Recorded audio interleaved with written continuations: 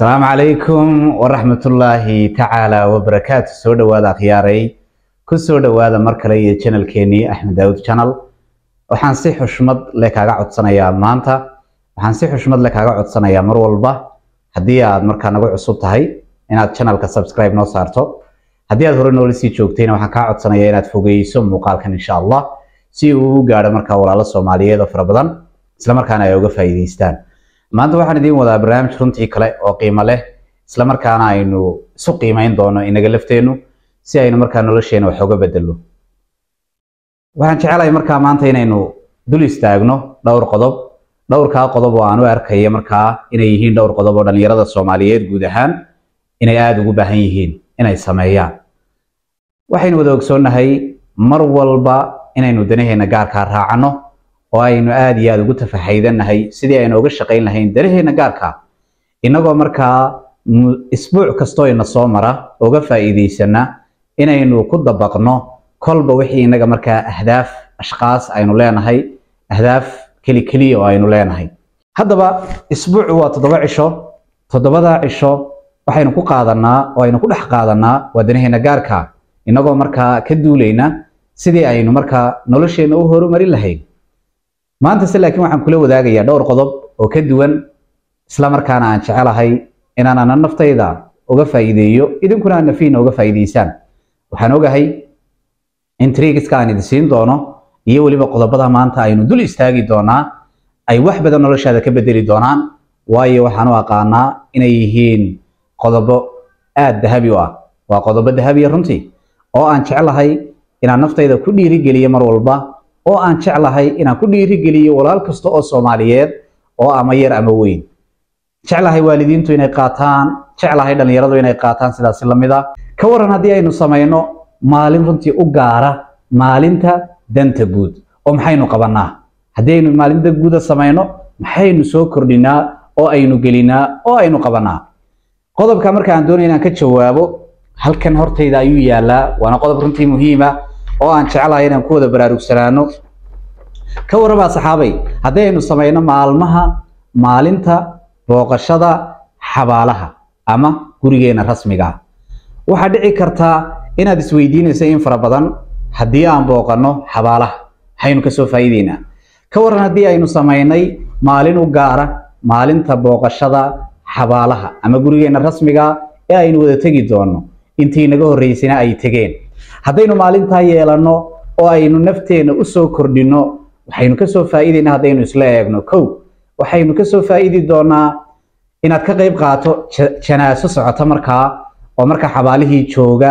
isla markaana aad ajar fara badan ka hesho halkaa hadii aad bixiso xoogaaga isla markaana aad qayb ka noqoto aasitaanka marxuumka ama marxuumada markaa joogta xabaasha. waxaase laakiin qurux badan oo aan ku nuuxnuuxsanaya oo aan qodobka ku naaxnaaxinaya inaadan joogin oo kaliya xilli aad socdo ee aad joogto waqtiyo firaaqo oo adiga ku gaar waayo hadii aad waqtiyo gaar ku bixiso xabaasha dusheeda ama xabaalaha dusheeda waxaad kala soo noqon doontaa maxsuul wanaagsan. maxsuulka maxaa kamida waxa kamida adigoo qoyay oo naxariis kugu soo degtay isla markaana aad uga warwarsan dunidan iyo joogitaankeeda sidoo kalena jeclaysanaya inaad markaad dhimato aad la kulanto wanaag iyo khayr inaad ka soo noqoto inuu qalbigu inoo qoyo waxaynu ku heli karaynaa inaynu waqti gaar ah aynu ku qaadano xabaalaha dusheeda inagoo markaa u soo ducaynayna martida aynu booqanay waayo waa marti inoo baahan waa marti walaalaheena waalidkeena oo inaga horeeyay inaad u soo ducayso adigu aad soo ducaysato isla markaana iyagana aad u rajayso wanaag iyo khayr marti marka aad booqatay waa martida ugu sharafta badan leh waayo way ka hooseeyaan maanta waa asxaabul qubuur guryahoodii rasmiga ah bay tageen qof walba amalkiisa ayuu la kulmaya dabcan laakiin adigu waxaad ka soo qaadanaysaa waano iyo cibro isla markaana markaad ku soo noqoto guryahaagii aad ku soo noqoto shaqooyinkaagii aad ku soo noqoto waxbarashadaadii waxaad iman doontaa adigoo maasha Allah adigoo faa'iidooyin kala duwan ka soo qaatay adigoo xigmado kala duwan ka soo faa'iiday adigoo markaa qabkii kugu jiray uu hoos u degay isla markaana ogaaday in guriga rasmiga loo noqonayo ay tahay aakhiro isla markaana in loo shaqeystaa ay muhiim tahay waxa markiiba kugu soo dhacaya xoojinta cibaadooyinkii kala duwanaa waxa kugu soo dhacaya caawinta dadkii masaakiintaha, waxa kugu soo dhacaya caawinta waalidiinta, waxa kugu soo dhacaya caawinta cid kasta oo markaa adiga ku baahan inaad garab siiso si aad u shaqaysato. sidoo kale waxa kugu soo dhacaya inaad joojiso oo aad ka guurto oo aad yarayso ama aad kaba tanaasusho in wixii cilada ama culays ay bulshada ku haysay inaad ka kor qaado. booqashada xabaaluhu waa inoo muhiim, qodobka hoosteenu ka xariiqaynaa. qodob labaad ayaa jira oo dabcan hadiiba intaynaan ka bixin booqashada qubuuraha ama xabaalaha intaynaan ka bixin qodob kale oo muhiim ayaa jira. waxaa laga yaabaa inaad la kulanto xabaalaha oo dayacan, oo laga yaabo in marka qaar xayawaanadu ay soo faagaan xabaalaha qaarkood kadibna aad ku baraarujiso bulshadaadii. waxaa laga yaabaa marka qaar inuu daad soo maray isla markaana xabaalo kala duwan oo u baahan markaa in dib loo habeeyo, isla markaana aad ku baraarujiso bulshadaadii ama adiguba intaad adeegsato gacmahaaga aad dhagaxaantii dib ugu soo celiso. xabaalihii oo dayacan baad aaday kadibna waxaad la kulantay iyagoo dayacan, waqti fiican sii. haddii aad awoodi weydo dhagaxaantii ku soo celi, haddii aad awoodi weydo bulshada ayaad la wadaagi doontaa insha Allah. marka mar walba faa'iido ayaa ku jirta inaynu nafteena siino maalin aynu booqano xabaalaha. waxaa kaloo muhiima triig labaad ama qodob labaad oo runtii aan idinku boorinayo inaynu samayno waa booqashada isbitaalada. haddii aynu badino booqashada isbitaalada maxaynu ka faa'iideynaa? booqashada isbitaalada dabcan waxaynu wada ogsoonahay inay jiraan dadyow kala duwan oo waqtiga maanta aad adigu haysato caafimaadka maanta Ilaahay ku siiyey aan haysan. haddaba haddii aad booqato isbitaalka maxaad kala kulmi karaysaa? waxaynu sii qiyaasaynaa inaad kala kulmi doonto dad sariirta jiifa, dad qaliina sugaya, dad dhibaatooyin ku soo dhaceen, dad xanuunsan, dad u baahan in loo gargaaro, in intaaba loogu tagayo isbitaaladii. kadibna waxaa kugu soo dhacaysa marka koobaad inaad Ilaahay u mahad celiso oo aad tira alxamdulillahi rabbil caalamiin mar haddii aad caafimaad qabto. mar labaad wixii aad caawin karayso ee halkaa markaa isbitaalkaaga aadan inaad ka qayb qaadato. sidoo kale inaad u ducayso walaalihiina markaa jilicsan ee buka ee markaa u baahan inuu Ilaahay caafiyo, inaad u soo ducayso. waa qodobka saddexaad ee aad ka faa'iideyso inaad booqato isbitaalada maalin gaara. waxaa kaloo ka sii muhiimsan inaad booqato isbitaalada si generaala dadkaaga xanuunsan ee adiga ehelkaaga ah, waayo ehelku waxay kugu leeyihiin xuquuq dheeraada. sidaa darteed booqo qof kastoo xanuunsan oo ehelkaaga ah, u soo ducee, madaxa u soo salaax, kadibna ku soo noqo howlahaagii iyo shaqooyinkaagii iyo noloshaadii inaad hore u sii wadato, kuna cibro qaado inaan iyaga caafimaad loo waayin laakiin Ilaahay uu leeyahay ku cibro qaata kuwa caafimaadka qabow, iyagana u soo ducee. haddaynu isbitaalada booqano waxaynu la kulmi doonaa dadyow runtii aan awoodin inay iska bixiyaan lacagta ay dawada ku iibsanayaan. haddii aad markaa awoodo inaad kala qayb qaadato, haddii aad awoodi weydo inaad bulshada iyo dadweynaha u soo bandhigto intii Ilaahay karaysiiyey ayaa markaa ka qayb qaadan doonta. booqashada isbitaaladu waa inoo muhiim. maxaa kale inoo muhiima maalmaheena firaaqada ama maalmaheena danta guud inaynu ku qabanno. waxaa kaloo muhiim inoo ah booqashada dhakhtarka dhimirka. waxaynu wada ogsoonahay walaalo Soomaaliyeed oo aad u fara badan oo qaarkood ehelkeena yihiin, qaarkood ay yihiin asxaabteena, qaarkood ay yihiin Soomaali Maxamed, meel kasta ay joogto maadaama ay dad islaam ay yihiin inay ka buuxaan dhakhaatiirta dhimirka. waxaynu wada ogsoonahay inay jiraan ashqaas iyagu mar walba u hiiliya, garab taagan,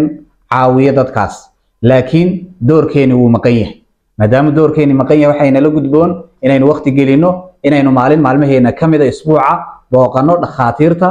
dhimirka, dadka dhimirka la lagu hayo.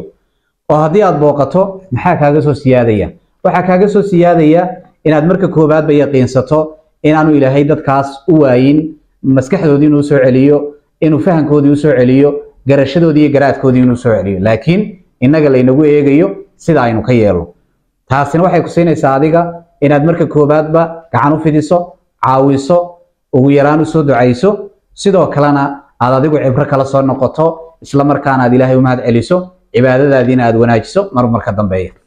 booqashada dhakhtarka dhimirka mar walba waa inoo muhiim inaynu ku darsano maalin maalmaheena isbuuca ka mid ah inaynu booqano walaalaheena dhimirka la, si aynu markaa wax ugu qaadano, iyagana aynu u caawino intii karaankeena ama awoodeena. taasi waxay keensanaysaa inay walaaluhu isjeclaadaan, inaynu qoloba qolada kale ay siyaarato, in qoloba qolada jilcsan ay hoos u eegto, in marka dambe ay soo baxaan bulsho caafimaad qabta